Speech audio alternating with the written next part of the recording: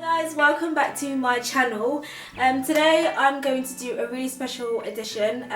This is one of the things that I love to do. I just love to have different people on the channel just to kind of go through their life stories. And today I've got a really good friend of mine, Tendai, and I just wanted to kind of go through a little bit of his journey and what he's gone through, and hopefully that will inspire anyone that's kind of been in a similar situation or can pick up something and say, oh my gosh, yeah, I can relate to that. Hi world, my name's Tendai and I'm 21 years old. Almost forgot then. Please, why don't you just tell us some of your craziest childhood memories? Most of my childhood, I grew up with my grandparents. My dad wasn't around much, and my mom was in England, working and stuff, and so I lived with my grandparents. And in my grandparents' house, they had a massive garden, a compost area, and then they had this pit where they burnt stuff and everything. And I remember I just get up to dangerous mischief, and there's one memory. I don't quite recall what I was doing around this pit after they burnt stuff. I ended up falling into it, and So was it quite a deep pit? Yeah, quite a deep pit. Was this in the UK? No, this was in okay. Africa. This was in Zimbabwe, and because I'm originally from Zimbabwe, and fell into it, and my feet were just so on fire. The way I leaped out of that pit was just it was crazy. If someone was watching, that was like a superhuman moment. Really? Yeah. So how did you get out of that? I think it was God's grace. I'll be honest with you, I was surprised myself how I got out, because the pit was quite deep. So you're saying that you're 21 years old and you was born in Zimbabwe. So what age did you come into the UK? I came into the UK when I was 9. I was 9, so that was about 2003. Yeah. Okay. And when you first came, do you think there's a massive difference between you coming here and you being back home? Oh yes, massive difference. Just getting used to the English sayings. I'm not sure if you've noticed how the English have got these sayings that you don't get taught in English lessons. Taking the mickey, or ain't got the foggiest. When I came here, dinner time was dinner. I've never heard of tea. Tea time, yeah. When I'm with my friends, they're like, oh, okay, I'm going in for my tea now. I'm what? Giving me for tea, a cup of tea. Yeah. So it was, that took a little getting used to, and even just the accents and everything, the pronunciations, yeah. Okay. I want to really talk about as well what it's like growing up as a young guy, growing up as a young black man, and also just different changes that happen in your life growing up. Well, I'll be honest, growing up becoming a man wasn't the easiest thing for me, because I didn't have a strong relationship with my father, because most of my childhood he wasn't around. I wouldn't see him much, and even the times when him and my mom were together, I wouldn't say it was the greatest example of what a man should be or how a man should relate to a woman, and so on and so forth. So I've kind of had to find my way, and kind of learn as you go along. Learn as I go, and kind of learn from trial and error and stuff like that. And there's a point where I was so conflicted, what is it to be a man? Is it to do with responsibilities, or is it just something you just a title you get just from being older? And until I finally realized that being a man is just literally being yourself, because I'm a bit childish,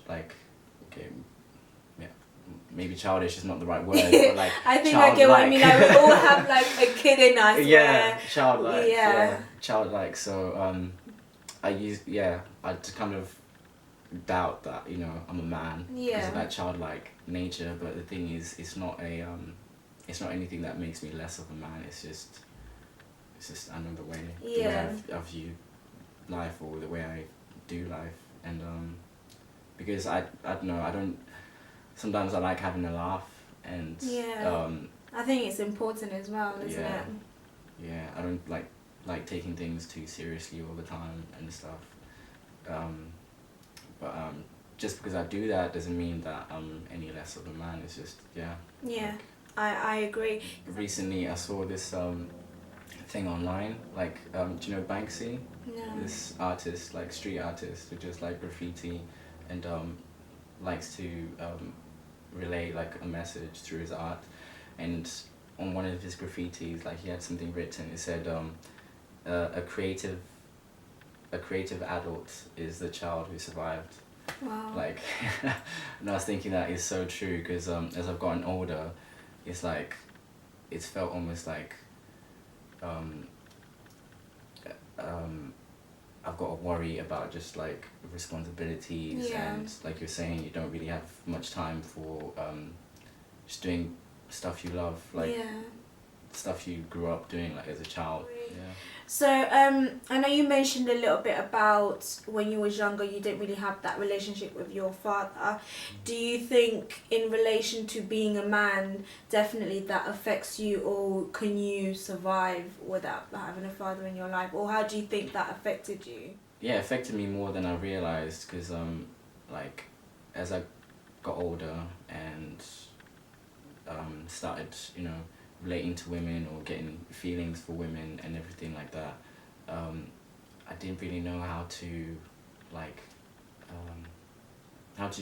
treat women, if that makes sense. Yeah. So my views on how to treat women were kind of being molded by like media, what I'd see. Yeah. Which most of it was not very good, because I'd be listening to like some really like bad influences, and that all stemmed from me just trying to find myself in everything, and getting influenced by my peers. Yeah.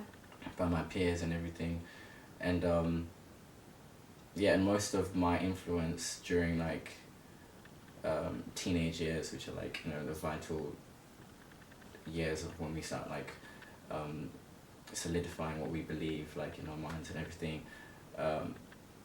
Most of my influences then were like rappers and everything, and the way that came about was because like my dad not being around, I wasn't getting that affirmation and everything, so I'd be trying to look for it somewhere else. And I remember like one time in a class, like a drama class, I wrote this piece of poetry, and when I said it out loud, everyone's reaction was just like, they were like in awe of it, and it just gave me that like an affirmation or that praise that I'd been looking for. Yeah. And so I was like, I took that and just ran with it and started.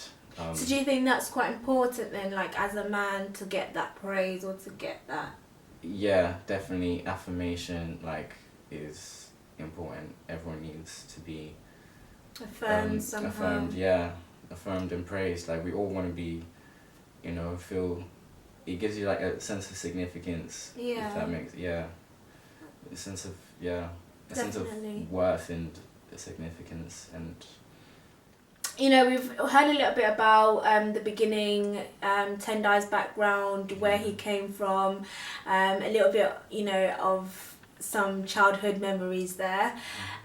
What I wanted to really go more into as well is you did mention a few things that kind of stood out, things like affirmations and identity and kind of growing up without a father, because I think that's something that is quite significant in this day and age with our generation. It's that fatherless kind of generation where especially with young men, I think, and just sort of how to deal with that. I know that Tendai's got an amazing story, and I'm definitely going to dig in.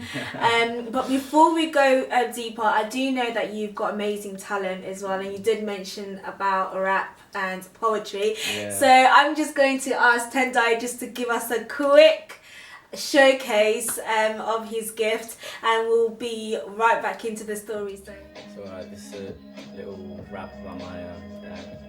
Every day's such a task. I wake up in the morning and I put on a mask. You see me with a smile when I'm sad for a while, thinking who can I talk to, what number can I dial? My mind would go astray, so many miles away. I'm sitting there thinking, staring into the distance, my eyes wide open. Look into my eyes and soon you'll be knowing something ain't right. And you're probably hoping if you say something nice, it will, maybe you're right. But oh my, no lie, life's taking its toll on my soul and my head's a mess. I try and make myself believe it's just stress, but I confess it ain't. I guess so many problems in my mind are suppressed. I need to clear my conscience, so I'll be honest. Say what's in my mind, but you won't like what you find. Anyways, in 09, back then, when no one's going well, all hell sets loose, my dad comes to me with the worst bad news. And trying to act so calm and composed, he says to me, I've been diagnosed with cancer of the blood, leukemia. I reply, saying I'm not hearing ya. Are you serious? This can't be fake. Month after month he deteriorate more and more, and my heart tore in two. And before we knew, he was hospitalized, going through chemo, trying to fight his demise. My sister, bless her, she was so traumatized. Why? Cause she had to see her dad and well, looking like hell, not at all what he used to be. Then one day we get a call, dad's in a coma, so we go to the hospital. I enter his room and I fall to my knees. I plead to God, please save his soul, but nothing but gloom. The doctors can do nothing at all, cause the cancer had taken its toll. All I can do is hold his hand, stand by his side, say my last goodbye, then watched him die before my eyes. And when his eyes rolled and his hands turned cold, my bleeding heart overloaded with sadness. This is madness, I won't lie, it made me cry. I closed my eyes and I reminisce. Something I wrote just to vent when like my dad passed away and everything. And I thought I'd do it like in memory of him because he was a musician as well. So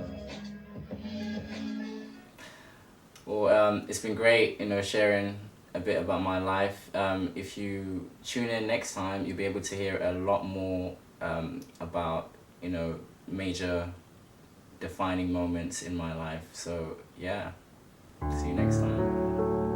The second time when he got cancer, you did mention about the relationship between your dad and your mum, and I just wanted to quickly highlight how important it is for the kid on the kid's side, because sometimes we listen to like the parents or the children are sometimes silent into how it affects them when they